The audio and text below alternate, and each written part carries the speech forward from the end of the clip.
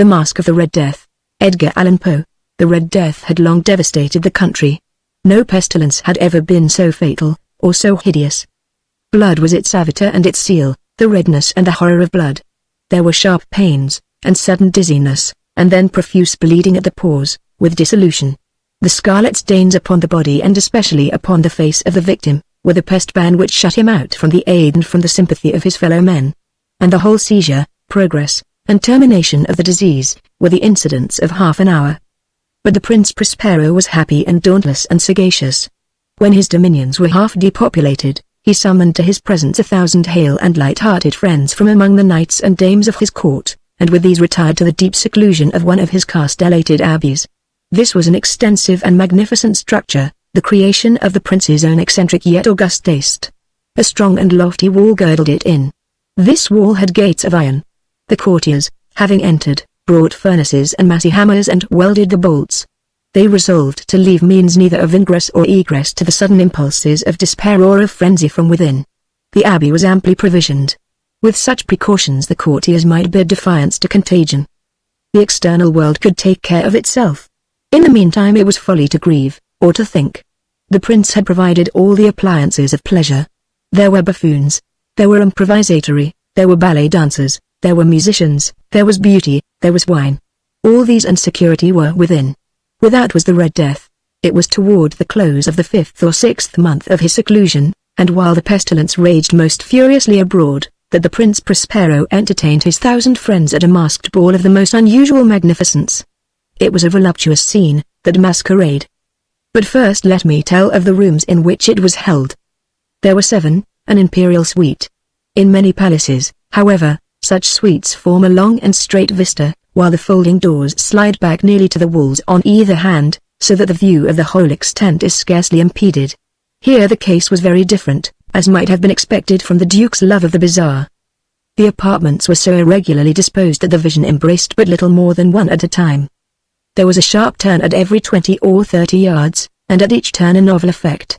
To the right and left, in the middle of each wall, a tall and narrow Gothic window looked out upon a closed corridor which pursued the windings of the suite. These windows were of stained glass whose color varied in accordance with the prevailing hue of the decorations of the chamber into which it opened.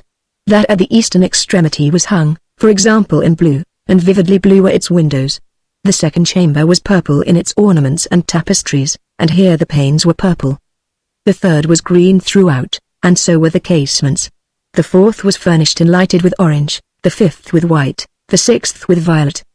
The seventh apartment was closely shrouded in black velvet tapestries that hung all over the ceiling and down the walls, falling in heavy folds upon a carpet of the same material and hue. But in this chamber only, the color of the windows failed to correspond with the decorations. The panes here were scarlet, a deep blood color. Now in no one of the 7 apartments was there any lamp or candelabrum, amid the profusion of golden ornaments that lay scattered to and fro or depended from the roof. There was no light of any kind emanating from lamp or candle within the suite of chambers. But in the corridors that followed the suite, there stood, opposite to each window, a heavy tripod, bearing a brazier of fire, that projected its rays through the tinted glass and so glaringly illumined the room. And thus were produced a multitude of gaudy and fantastic appearances. But in the western or black chamber the effect of the firelight that streamed upon the dark hangings through the blood-tinted panes, was ghastly in the extreme, and produced so wild a look upon the countenances of those who entered, that there were few of the company bold enough to set foot within its precincts at all. It was in this apartment, also, that there stood against the western wall, a gigantic clock of ebony. Its pendulum swung to and fro with a dull, heavy, monotonous clang, and when the minute hand made the circuit of the face, and the hour was to be stricken, there came from the brazen lungs of the clock a sound which was clear and loud and deep and exceedingly musical, but of so peculiar a note and emphasis that, at each lapse of an hour, the musicians of the orchestra were constrained to pause, momentarily, in their performance, to hearken to the sound, and thus the waltzers perforce ceased their evolutions, and there was a brief disconcert of the whole gay company, and, while the chimes of the clock yet rang, it was observed that the giddiest grew pale, and the more aged and sedate passed their hands over their brows as if in confused reverie or meditation. But when the echoes had fully ceased, a light laughter at once pervaded the assembly. The musicians looked at each other and smiled as if at their own nervousness and folly, and made whispering vows, each to the other, that the next chiming of the clock should produce in them no similar emotion, and then, after the lapse of 60 minutes, which embraced 3,600 seconds of the time that flies, there came yet another chiming of the clock, and then were the same disconcert and tremulousness and meditation as before. But, in spite of these things, it was a gay and magnificent revel. The tastes of the Duke were peculiar. He had a fine eye for colors and effects. He disregarded the decora of mere fashion. His plans were bold and fiery, and his conceptions glowed with barbaric luster. There are some who would have thought him mad. His followers felt that he was not. It was necessary to hear and see and touch him to be sure that he was not. He had directed, in great part, the movable embellishments of the 7 chambers, upon occasion of this great fete, and it was his own guiding taste which had given character to the masqueraders. Be sure they were grotesque. There were much glare and glitter and piquancy and phantasm, much of what has been since seen in Hernani. There were arabesque figures with unsuited limbs and appointments. There were delirious fancies such as the madman fashions. There were much of the beautiful, much of the wanton, much of the bizarre, something of the terrible, and not a little of that which might have excited disgust. To and fro in the 7 chambers there stalked, in fact, a multitude of dreams. And these, the dreams, writhed in and about, taking hue from the rooms, and causing the wild music of the orchestra to seem as the echo of their steps. And, anon, there strikes the ebony clock which stands in the hall of the velvet. And then, for a moment, all is still, and all is silent save the voice of the clock. The dreams are stiff frozen as they stand. But the echoes of the chime die away, they have endured but an instant, and a light, half-subdued laughter floats after them as they depart. And now again the music swells, and the dreams live, and writhe to and fro more merrily than ever, taking hue from the many-tinted windows through which stream the rays from the tripods. But to the chamber which lies most westwardly of the 7, there are now none of the maskers who venture, for the night is waning away, and there flows a ruddy light through the blood-colored panes, and the blackness of the sable drapery appalls, and to him whose foot falls upon the sable carpet, there comes from the near clock of ebony a muffled peal more solemnly emphatic than any which reaches their ears who indulge in the more remote gaieties of the other apartments. But these other apartments were densely crowded, and in them beat feverishly the heart of life. And the revel went whirlingly on, until at length there commenced the sounding of midnight upon the clock. And then the music ceased, as I have told, and the evolutions of the waltzers were quieted, and there was an uneasy cessation of all things as before. But now there were 12 strokes to be sounded by the bell of the clock, and thus it happened, perhaps, that more of thought crept, with more of time, into the meditations of the thoughtful among those who revelled. And thus too, it happened, perhaps, that before the last echoes of the last chime had utterly sunk into silence, there were many individuals in the crowd who had found leisure to become aware of the presence of a masked figure which had arrested the attention of no single individual before. And the rumor of this new presence having spread itself whisperingly around, there arose at length from the whole company a buzz, or murmur, expressive of disapprobation and surprise, then, finally, of terror, of horror, and of disgust. In an assembly of phantasms such as I have painted, it may well be supposed that no ordinary appearance could have excited such sensation. In truth, the masquerade license of the night was nearly unlimited, but the figure in question had out-Heroded Herod, and gone beyond the bounds of even the prince's indefinite decorum. There are chords in the hearts of the most reckless which cannot be touched without emotion. Even with the utterly lost, to whom life and death are equally jests, there are matters of which no jest can be made. The whole company, indeed, seemed now deeply to feel that in the costume and bearing of the stranger neither wit nor propriety existed. The figure was tall and gaunt, and shrouded from head to foot in the habiliments of the grave.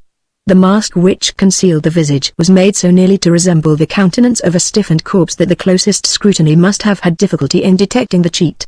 And yet all this might have been endured, if not approved, by the mad revellers around. But the mummer had gone so far as to assume the type of the Red Death. His vesture was dabbled in blood, and his broad brow, with all the features of the face, was besprinkled with the scarlet horror, when the eyes of Prince Prospero fell upon this spectral image, which with a slow and solemn movement, as if more fully to sustain its role, stalked to and fro among the waltzers. He was seen to be convulsed, in the first moment with a strong shudder either of terror or distaste, but, in the next, his brow reddened with rage. "Who dares?" he demanded hoarsely of the courtiers who stood near him, "who dares insult us with this blasphemous mockery? Seize him and unmask him, that we may know whom we have to hang at sunrise, from the battlements." It was in the eastern or blue chamber in which stood the Prince Prospero as he uttered these words. They rang throughout the 7 rooms loudly and clearly, for the prince was a bold and robust man, and the music had become hushed at the waving of his hand. It was in the blue room where stood the prince, with a group of pale courtiers by his side. At first, as he spoke, there was a slight rushing movement of this group in the direction of the intruder, who, at the moment was also near at hand, and now, with deliberate and stately step, made closer approach to the speaker. But from a certain nameless awe with which the mad assumptions of the mummer had inspired the whole party, there were found none who put forth hand to seize him, so that, unimpeded, he passed within a yard of the prince's person, and, while the vast assembly, as if with one impulse, shrank from the centers of the rooms to the walls, he made his way uninterruptedly, but with the same solemn and measured step which had distinguished him from the first, through the blue chamber to the purple, through the purple to the green, through the green to the orange, through this again to the white, and even thence to the violet, ere a decided movement had been made to arrest him. It was then, however, that the Prince Prospero, maddening with rage and the shame of his own momentary cowardice, rushed hurriedly through the 6 chambers, while none followed him on account of a deadly terror that had seized upon all. He bore aloft a drawn dagger, and had approached, in rapid impetuosity, to within 3 or 4 feet of the retreating figure, when the latter, having attained the extremity of the velvet apartment, turned suddenly and confronted his pursuer. There was a sharp cry, and the dagger dropped gleaming upon the sable carpet, upon which, instantly afterwards, fell prostrate in death the Prince Prospero. Then, summoning the wild courage of despair, a throng of the revelers at once threw themselves into the black apartment, and, seizing the mummer, whose tall figure stood erect and motionless within the shadow of the ebony clock, gasped in unutterable horror at finding the grave cerements and corpse-like mask which they handled with so violent a rudeness, untenanted by any tangible form, and now was acknowledged the presence of the Red Death. He had come like a thief in the night, and one by one dropped the revelers in the blood-bedewed halls of their revel, and died each in the despairing posture of his fall. And the life of the ebony clock went out with that of the last of the gay, and the flames of the tripods expired, and darkness and decay and the Red Death held illimitable dominion over all.